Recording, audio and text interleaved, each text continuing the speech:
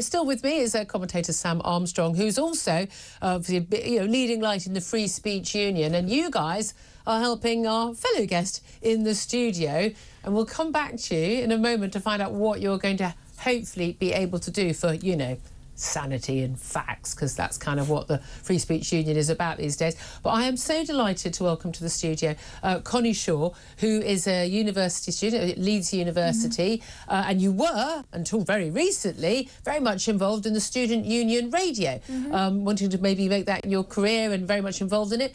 And now you're not, because you're on the naughty step. Explain to us what happened and why you're on the naughty step. Well, I was the daytime editor at Leeds Student Radio, but I also started my own podcast in September, and I'm gender critical, and I wanted to talk about gender ideology. Explain what gender critical means for people who, frankly, have got lives and families and jobs to be getting on with. So, gender critical refers to the idea that sex is real and immutable, and gender is made up and false. So men can't become women, women can't become men, really basic stuff that pretty much 99% of the population knows to be true. Essentially. Yeah. So you had a podcast? Yes, you and talked about these views? The second episode of my podcast, I interviewed a detransitioner, and there was quite a bit of backlash from students. People said that it was just far right, and that, would you defend a rape advocate if they were to have a sensible conversation? That was a comparison that one person would you defend said. A rape advocate? Yes. Was the same as talking to someone who had transitioned gender, regretted it, and had tried to return back to their previous one. OK, interesting comparison. Yeah. You also interviewed Graham Linehan. Yes. And then the day after that interview of Graham came out, he also published an article that I wrote for his Substack. And then the day after that, I was told that I had been suspended from Leeds Student Radio. For the heinous crime of... I'm not sure. They said that I had been accused of misconduct, such as putting the health and safety of other members at risk, of not acting in a duty of care, and putting LSR into disrepute. Look, this is Leeds Student Radio.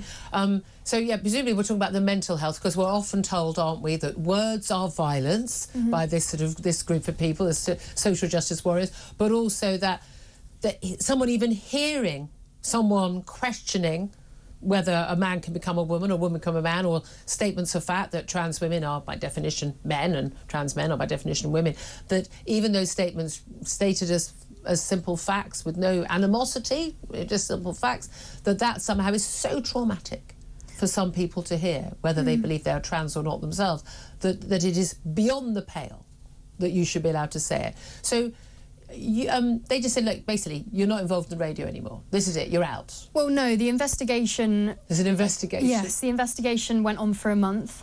What were they investigating? Well, I wasn't actually sure the entire time, because I was told the investigation was not about my rights to hold and say gender-critical views. Because those, of course, are protected legally. Yes, Maya Forstadt, we have her to thank for that. Yes. Stating facts is actually legally protected in this country. But they also asked me, how do you maintain an inclusive environment at LSR when your choice to publicly post your views makes some feel unincluded?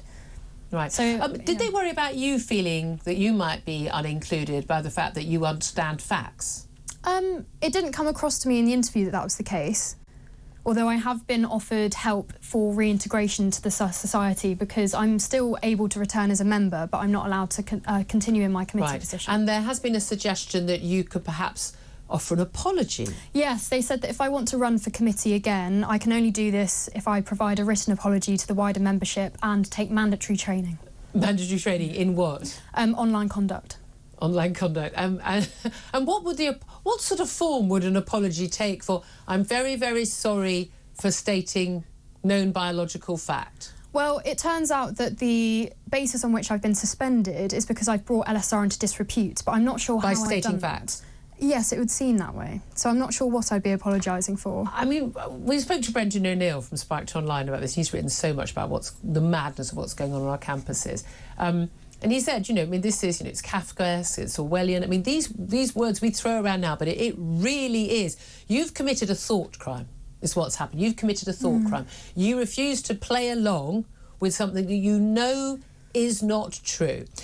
Do you walk around feeling anger, hatred or fear of people who believe they're born in the wrong body? Absolutely not. Do you harangue those people, abuse those people, tackle them? No, but obviously the term transphobia is so broad now that it even applies to just stating the fact that your sex is your sex, and that can't be changed. Of course, I feel empathy, or at least sympathy, towards people with gender dysphoria. Would you ever to get back on the radio, to get back into it, would you ever agree to apologise? No. Why not? Because I don't know. I'm not saying you should. I actively don't want you to. I don't know what I'd be apologising for. I'd find it very hard to even start writing that letter. How bad is it at university nowadays? Because we hear all these things. When I was at university, way back when in the dark ages, we had this weird thing that we went to university to experience other people, other ideas, to be questioned, and debates. Okay, let's be honest, there was also quite a lot of drinking as well. But when you debate it was about hearing other people's opinions, whether it was in the union, whether it was the student paper, whether it was just in the bar, in your room over tea and toast. And hearing other people express views that you hadn't heard before or didn't agree with was considered the norm. In my day, genuinely, the idea that you would complain about someone giving a view that you didn't like, people would look to you like you were insane, because you would be, to complain at university at hearing ideas you didn't like. It now appears to be the norm, and we hear a lot about this happening at the top universities in America, the Harvards or wherever, and Oxford and Cambridge, and we had this recent debate at Oxford Union over the issue of Israel and the like. But this is across the board in every university. Yes, and in fact, I've had private messages from people not just at Leeds but at universities across the country telling me that this has happened to them as well for very similar situations, for having gender critical views. So my case is not an isolated incident, and it's reflective of the state of freedom of speech. It's specifically about sex and gender at universities. Exactly, and again, this is very ties in with my unfortunate who had to go all the way to the top court in the land to get a ruling to show that yes, gender critical views, i.e. stating facts, let's call it what it is, stating facts about sex, should be protected beliefs in this country. The fact that anyone even had to go to court over that is extraordinary. But in all of these cases, it's not you're not going up and abusing people. You're not making people feel uncomfortable by just being rude to them. You're simply stating very politely and perfectly respectfully in an article or in a podcast your views on factual matters that impact you as a woman, and they impact me as a woman, anyone listening here, and you're being accused of almost like, say, a thought crime. Yes, it would seem that way. What's been the reaction of your friends and many others? Are people supporting you publicly, or have people sort of gone, whoa, she's going to be cancelled, I'm getting the hell away from her? Well, the online reaction from the public has been overwhelming, and I never expected something like this to happen. Well, J.K. Rowling retweeted an article you've written about this. Yes. Support from people at uni has been private. I'm not aware of any public support, but that's fine. If I'm any example to go by, I understand why someone wouldn't want to associate themselves with me. I mean, that's just appalling.